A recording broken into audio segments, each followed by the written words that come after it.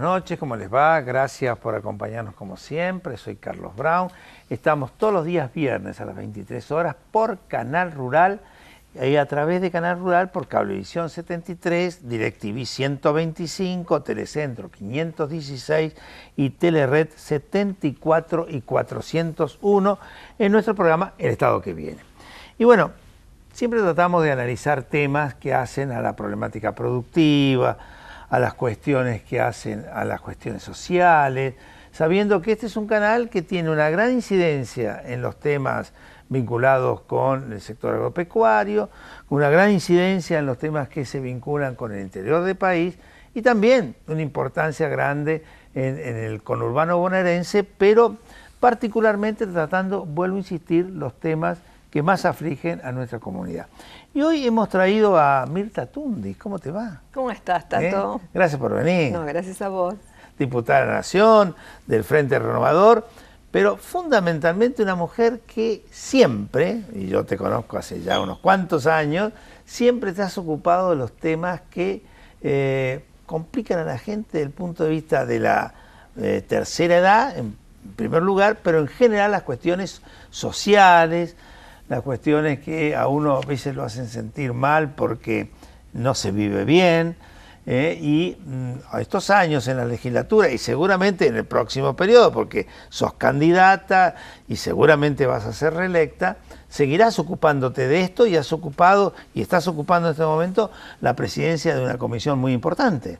Sí, Carlos, en verdad generalmente a mí me identifican con los jubilados. Lo que no toman en cuenta es que es más allá o es mucho antes que un jubilado. O sea, mi preocupación es el trabajador, es la empleada, el empleado. ¿Por qué? Porque son los futuros jubilados. Cuando son jóvenes no toman conciencia y muchas veces he hablado con chicos y dice, pero ¿para qué? Si total en este país, para lo que mi abuela, lo que cobra, o mi abuelo, o mi papá, o mi mamá, entonces no le preocupa. Lejos, o está sí, tan es lejos. algo que es muy lejano de su vida. Pero después pasa el tiempo y esa gente que a lo mejor en algún momento cuestionó ¿y para qué? Aparece preocupada porque quizás tuvo un accidente, quizás se enfermó, no sabe cómo salir, no tiene trabajo, cuáles son los derechos que le asisten. Entonces, yo siempre trato de ser docente en esto, digo. Yo sé que uno aporta y lamentablemente no se reconocen los aportes que uno hace, pero el no aportar hace de que la persona quede desprotegida ante el sistema. No tener un aporte genuino es no tener obra social, es no tener un aguinaldo, es no tener vacaciones, que sus hijos cobren el salario familiar. Hoy tenemos la asignación universal por hijo, pero yo digo, la asignación universal por hijo o el HU, AUH, como dicen, AUH. Suena medio mal. Suena horrible. Asignación universal por hijo, ¿qué es? Es la asignación... Como media larga, le hicieron así de esta manera, ¿no? ¿Pero qué es? Es la asignación al desempleo. Porque claro. El que está desempleado va a cobrar ese tipo de asignación, mientras que si está empleado va a cobrar la asignación familiar por hijo. Por eso es que digo a la gente... Hay que dignificar el trabajo, porque el trabajo da toda una protección a nivel obra social, que es costoso pagar una prepaga, y a nivel protección social por si se enferman ante una jubilación. Esto en el mundo está definido claramente a partir de la OIT, la Organización Internacional del Trabajo, que dice trabajo digno. Trabajo digno. El trabajo digno es el que abarca todas estas cosas que acabas de decir vos. Claro, y la gente piensa que, bueno, Mirta habla de los jubilados, de que cobran poco, de qué es lo que vamos a reclamar, pero Mirta siempre está haciendo docencia, hay que tener trabajo, primero porque es importante para la cobertura de la persona y segundo, que es necesaria para tener el sistema de seguridad social equilibrado. Sostenido. Claro, hoy claro, cuando preguntan, ¿y cómo está el sistema? Mal. Puede pagar y difícilmente. ¿Cómo es la proporción hoy en día de los que trabajan con relación a los que tienen jubilación? 1.2, 1.3. ¿Cómo debería ser? Como mínimo 4 o 5 activos, 4 trabajadores, 5 sería ideal, activos para un pasivo. O sea, cuando yo empecé en las cajas de jubilación en el Pequeña 79... diferencia, ¿no? Claro. Pero mira vos, yo cuando empecé en el 79, las gerentas que me daban el curso, yo antes de salir a atender público estuve un mes haciendo cursos y nos tomaban prueba y demás. Nos decían, para tener un sistema totalmente equilibrado sin la intervención de impuesto, equilibrado con aportes previsionales, se necesitaban 7 trabajadores en actividad para un pasivo, sin tener integración de impuestos. Nunca lo vi. Yo en ese momento vi 4 y medio, 5, y al poco tiempo ya había 4 trabajadores activos para un pasivo y cada vez fueron achicándose, pero nunca llegar a lo que hoy estamos. Con el gobierno anterior, cuando empezó la desocupación, llegamos a 1.5, o sea, un trabajador y la mitad de otro, para que la gente entienda. Hoy tenemos un trabajador y el 20% de otro o el 30% del cuerpo del otro. No alcanza absolutamente para nada. Está bien, se integran con impuestos, pero nos vemos limitados en un montón de cosas. El gobierno se ve limitado. Pasar impuestos a este rubro es de justicia jubilatoria, pero eso perjudica el resto de cosas que el Estado podría hacer. No, seguramente, pero... O obliga al Estado a pedir más impuestos. Bueno, o está pasando lo que está pasando, que hoy está limitado el tema del pago de la reparación histórica, porque en verdad en el gobierno están muy preocupados cómo van a hacer para sostener el pago, porque una cosa es utilizar la plata del blanqueo para pagar la modificación del haber y en aquellos casos que corresponden retroactivos. El problema es cómo sostener esa modificación del haber. No son tantos, porque desde el año pasado, diciembre del año pasado, que informaron las autoridades, había 980.000 jubilados que habían cobrado, desde marzo llegaron al 1.000.000 y seguimos en el 1.000.000. O sea, no vemos que han avanzado. Quizás es una táctica política porque esperan ahora octubre entonces dar ese impacto con la gente, pero la gente se está quejando que no tiene el reconocimiento en la página, no le están pagando a aquellos que homologaron y el problema es que no hay plata. Y ahí me pareció una publicidad que a mí personalmente me gustó, ¿no? Sí. Viendo al nieto o a la hija ayudando al abuelo, porque la verdad que te cuesta seguramente meterse en la página. ¿Está bien eso? Está bien, uno siempre viene diciendo que este es un gobierno... Gustó, me pareció simpático. Es un gobierno muy tecnológico, ya se había hecho en el gobierno anterior. En realidad la clave de seguridad social se hizo ya hace años y la gente no la generó, porque el problema es además tener internet. Los jubilados no tienen todos internet, no pueden pagar internet, pero está bien que un hijo, un nieto, y está bien, no soy de las que critica todo lo que hace un gobierno, no lo hice con el gobierno anterior cuando le reconocí algunas cosas buenas y no lo hago con este gobierno. Me parece bien que estén informando y publicitando que los nietos o la hija o un familiar ayude a los jubilados. ¿Por qué? Porque la gran mayoría de los casos han terminado con gestores y profesionales y sabiendo que no deben cobrar absolutamente nada, les han cobrado un haber o 2 haberes, o le han cobrado un honorario de 1.000 o 2.000 pesos para hacerle para ver en la página. Y la verdad que hay muchos que se han aprovechado de esa situación. Mirta, usted que es una mujer de la televisión. Sí. Vamos a una pausa. Totalmente. Adelante, señor director.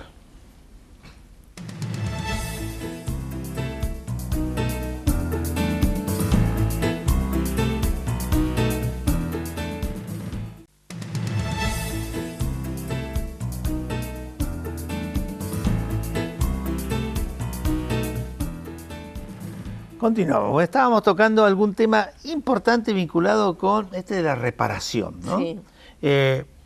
Vos ves que es una cosa, al margen de la sustentabilidad del tiempo, que no es poca cosa. No es poca cosa. Pero del punto de vista del número, digamos, llegaron a 1 millón, están hablando, inclusive en la publicidad, que van a llegar a 2 millones. ¿Es así?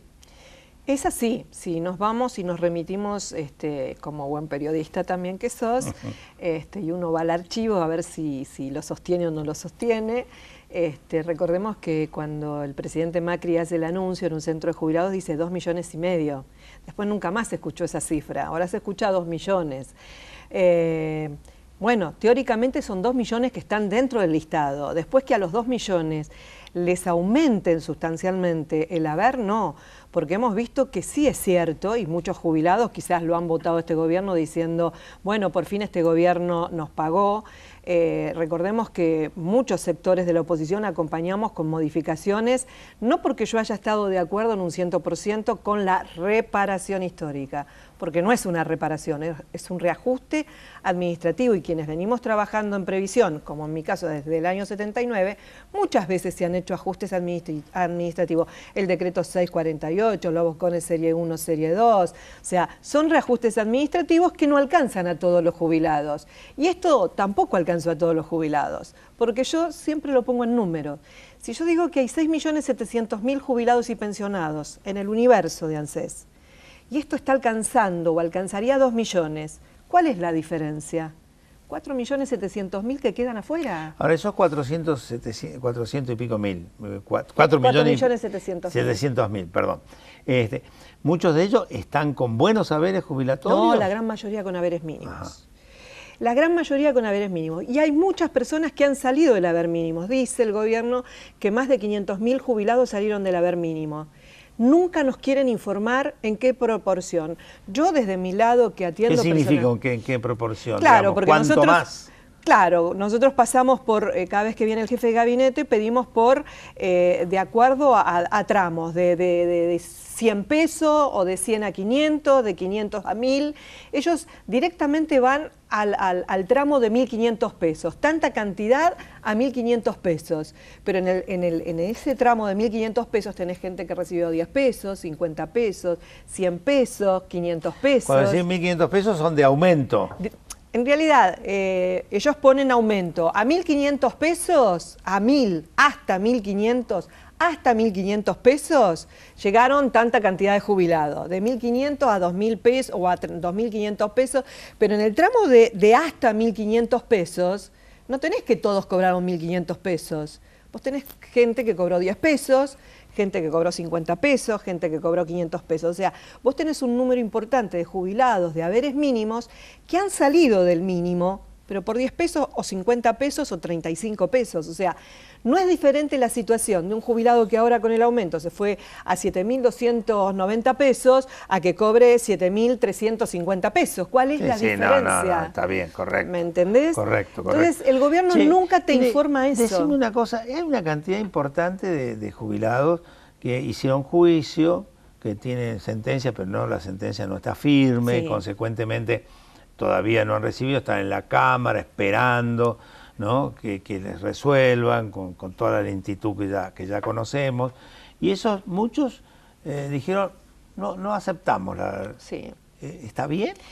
Claro, esos casos, por eso que siempre uno decía, en realidad, y lo sigue diciendo, la decisión... ¿Pero eso le va a ser más rápido cuando termine? No, la diferencia es la siguiente, el Estado te propone algo, o sea, a través de esta reparación histórica dice, te ofrecemos que hoy cobras 7.000 pesos o cobras, no sé, 8.000 pesos y vas a pasar a 16.000 pesos. Y vos decís, me duplicaron el haber, viene bien.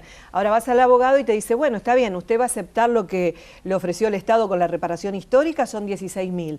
Pero si seguimos con el juicio por todos los fallos que le corresponden, le tocan 35.000 en lugar de 16.000. ¿Qué quiere hacer? Y ahí es donde el jubilado toma la decisión de seguir con el juicio. De hecho, que digamos, no todos, algunos sí, otros no. Hay muchas... Solamente el 5% aceptó. ¿Aceptó? 5% de los que están en juicio, de los estamos que están hablando. En juicio. Solamente el 5%. ¿De los que están en juicio con sentencia o de los que están en juicio, punto? Los que están en juicio. El que está en juicio con sentencia definitiva, te imaginás que en su gran mayoría va, y de todos modos yo misma lo digo, tienen que cumplir, que es lo que agregó Sergio Massa en el proyecto, que se cumpla la sentencia definitiva, pues ya tiene una sentencia en la Corte. Ahora, tiene la sentencia definitiva. Se le tiene que pagar la totalidad, de acuerdo a la sentencia y la totalidad. ¿En qué plazo se lo pagan? Se lo deben pagar dentro de los 120 días hábiles. De la que sentencia quede firme.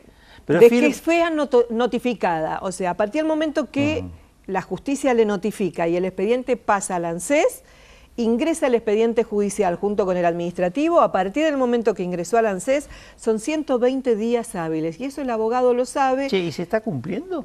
Pregunta. No se cumple, pero para eso es que el abogado tiene que pedir ejecución de sentencia. Es importante que tengan un buen abogado. Ahora, y que sepa ¿y por cómo qué no se manejar. cumple? ¿Porque el ANSES tiene problemas económicos? Porque en estos porque momentos estás con la burocracia es una complicada. es una mezcla de burocracia con presión psicológica. No pagamos. ¿Qué presión psicológica? Porque de este lado está la reparación histórica y la intención es que todo el mundo renuncie al Pero juicio. si yo tengo sentencia firme y sé que tengo 120 días... Y sí, pero ellos hay que ser muy gestionan tonto con esto de no pagar, porque si van a la reparación histórica, en lugar de cumplir el pago total de la sentencia con la retroactividad, con el pago total, te pago el 50% del retroactivo y el otro 50% a 3 años. ¿Me entendés? Ese es el tema. Es una presión psicológica. Hay mucha gente que... hay una directiva de Clarín que me escribía, mi papá está internado, todavía no hay nada de la reparación histórica, tiene el juicio, estaba dispuesto a renunciar porque está mal y ni siquiera tiene el ofrecimiento de la deuda. Por eso es una mezcla de burocracia con una mezcla de presión psicológica. Bueno, mi querida diputada, vamos a tener otro corte y después vamos a hablar de más cosas que interesan a tanta gente. ¿Cómo no? Adelante, director.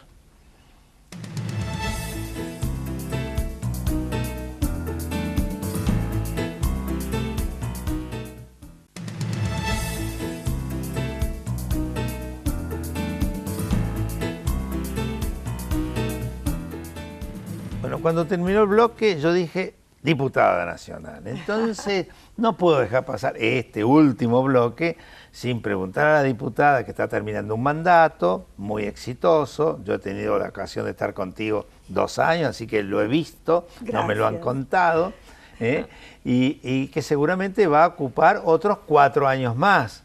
¿Cómo anda esa campaña? ¿Cómo está el trabajo que estás haciendo? Fue una campaña muy fuerte en las PASO, una campaña que me quitó muchísimas energías porque esto que venía hablando con vos anteriormente con el tema de la reparación, con el tema de PAMI, con el tema de los remedios que han quitado gratuitos, las prótesis que no entrega, fue un desgaste muy grande porque se veían necesidades y yo me hago cargo de las necesidades. Y ahora comienza una segunda etapa que es cuerpo a cuerpo, es seguir con la gente, seguir dialogando, o sea, yo no cambio mi forma, porque algunos dicen, bueno, cambian de estrategia. No, yo siempre tuve la estrategia de atender a la gente en forma personal. Cuando uno tiene una posición. Claro, yo lo atiendo dentro del Congreso, si no estoy yo, las atienden las chicas del despacho, o sea, siempre mi atención es directa, o sea que va a ser la misma...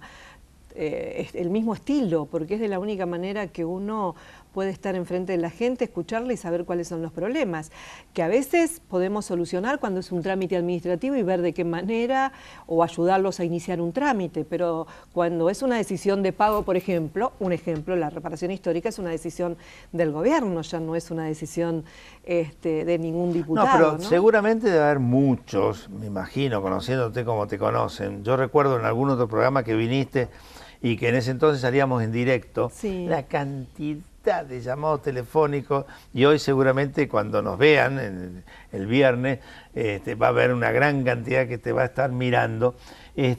Seguramente son muchos los que te vienen a preguntar, a pedir consejo. Sí, la verdad que hay mucha gente que está desesperada por un montón de temas. Tanto, la verdad que hay gente que hace más de 1 año está esperando una prótesis para poder operarse. Hay más de 1 año que están esperando un audífono. Hay gente que está muy enferma y que por ahí quiere cobrar la reparación histórica. Es PAMI. Eso es PAMI y la reparación histórica. Hay gente que ha iniciado trámites de jubilación y se están demorando, especialmente aquellas que son empleadas domésticas porque tienen que ir a hacer la verificación. Hay gente que se ha quedado sin trabajo y no sabe cómo va a ser su vida, porque ya por ahí tiene más de 40 años, 45, Ahora, ¿cuál 50. es tu explicación? Tenemos un gobierno nuevo, el gobierno anterior tenía sus características Totalmente. bastante complicadas Totalmente. y difíciles. Este actual gobierno da como la sensación de que tiene otro tipo de preocupación, de que tiene otro tipo de interés. ¿Por qué pasan esas cosas? Porque yo creo que este gobierno no voy a decir que es malintencionado, porque no, como el gobierno anterior que tuvo sus cosas muy muy malas, algunas buenas, pero muy malas en general. Pero este gobierno en realidad vino con un ajuste muy al filo de la navaja, con el tema de las tarifas, el tema de la inflación, que obviamente venía de un gobierno donde el país estaba atado con alambre. Y todo mentira. Exactamente, pero vino ayudando a un sector de la población un poco más acomodado. Yo creo que la población que más necesita, los pobres, aquellos que necesitan trabajo, están en una segunda o tercera etapa. Le dicen, bueno, hay que tener esperanza, hay que tener fe, hay que esperar, que nos tengan paciencia, recién hace 1 año y medio, hace 1 año y 8 meses que estamos. El tema es que el pobre es pobre y necesita comer todos los días. Y creo que ese sector de la población no es el que este gobierno haya alcanzado. Pero en el caso específico de PAMI o de ANSES, que PAMI tiene una cobertura de un sector determinado, que no es el indigente, que no tiene por allí ni siquiera esa cobertura, y que aparentemente están planteando cosas con bastante preocupación. ¿Por qué pasan algunas? La están planteando, pero si vos recorres las distintas localidades, vas a ver que realmente hay lugares donde hay abandono de personas. Lamentablemente hay prestadores que fueron cerrando porque quebraron, porque venían con una deuda atrasada del gobierno anterior. ¿Está vinculado con estos acuerdos que se plantearon? Que hubo 3, 4 acuerdos que se fueron diluyendo, inclusive ahora último hubo un acuerdo ahora se pagan creo que después se modificó también. Claro, a partir de junio a los prestadores se le paga por cápita, los prestadores dicen que ese valor no les alcanza para sostener la prestación, entonces dan subprestación, la gente tiene que esperar turno para las operaciones, hay médicos traumatólogos que no operan con la prótesis que quiere dar el PAMI. Hay prótesis que se solicitan y como había un solo prestador que estaba en Córdoba, tardan en otorgársela y eso es mala condición de vida. Eso sabemos lo que es. Y cuando hablamos de ANSES, por más que den los aumentos 2 veces al año, que esto es por ley desde el año 2009, vos pensás, ¿qué dijo el INDEC? Que todo aquel que cobra menos de casi 15.000 pesos es pobre. Vos pensás que el 76% de los jubilados cobra menos de ese monto. Entonces, el 76% de los jubilados es pobre. Un 53% de ese 6.700.000 que te dije está cobrando el haber mínimo, los 7.200 pesos. ¿Me querés decir cómo puede vivir? No, ahí tiene que haber más allá que tengan la tarifa social. Los hijos. No, hay algunos que pueden y otros que no pueden. No, desde ya. Hay jubilados que ayudan a los hijos. Dos jubilados o un jubilado y una pensionada o alguna cosa. Cuando viven en pareja, pero igual son gastos en dos. Te digo que la gran mayoría, lo menos que tienen 4 o 5 medicamentos, de ahí en más. Es raro, el día pasado me encontré con una abuela de 90 y pico de años, dice, no tomo ni un solo remedio. Le digo, le voy a poner una foto y la llevo. Sí, pero lo que yo sí digo, y no es para defender al gobierno, pero sí digo que este gobierno ha manifestado una preocupación con el tema vinculado con el ajuste que se hizo, el tema de la utilización de los fondos de blanqueo, que no habíamos visto en muchísimos años. Sí, lo que pasa es que el tema del blanqueo nos pareció bárbaro, lo acompañamos para que la gente empiece a declarar lo que tenía fuera del país en forma ilegal, pero lamentablemente cuando se le puso, hay cosas que están bien, lástima que las manchan con decretos, porque cuando se votó esa ley, Tato, se votó diciendo, nos parece bárbaro, los que no pueden incorporar son los familiares. ¿Qué hizo el presidente? Al poco tiempo sacó un decreto incorporando a los familiares. Entonces hay cosas que se manchan, que se desvirtúan. El blanqueo está bien, vino un montón fueron un montón de dinero que se blanqueó, muchas propiedades en el extranjero. No entendemos cómo el ministro de Economía todavía sigue teniendo sus fondos dentro del extranjero y no los haya traído aquí a Argentina, porque eso demuestra que no tiene seguridad jurídica en Argentina, por eso no los trae. Y esas cosas son las que hacen. Es una costumbre los ministros de Sí, Economía. sí. Caballo, ¿te acordás Caballo? Y algunos otros.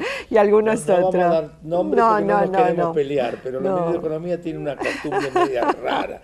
Les gusta tener la plata afuera. Exactamente. Bueno, Bueno, acá me enseña que se acabó el programa. Así que muchísimas gracias. No, ya te vamos a invitar de nuevo y que tengas mucha suerte. Gracias. Y seguramente en el transcurso de la campaña, por ahí, venís otra vez para seguir charlando. Muchas gracias, Tato. Muchas gracias, Mirta. Y a todos ustedes los esperamos el viernes que viene.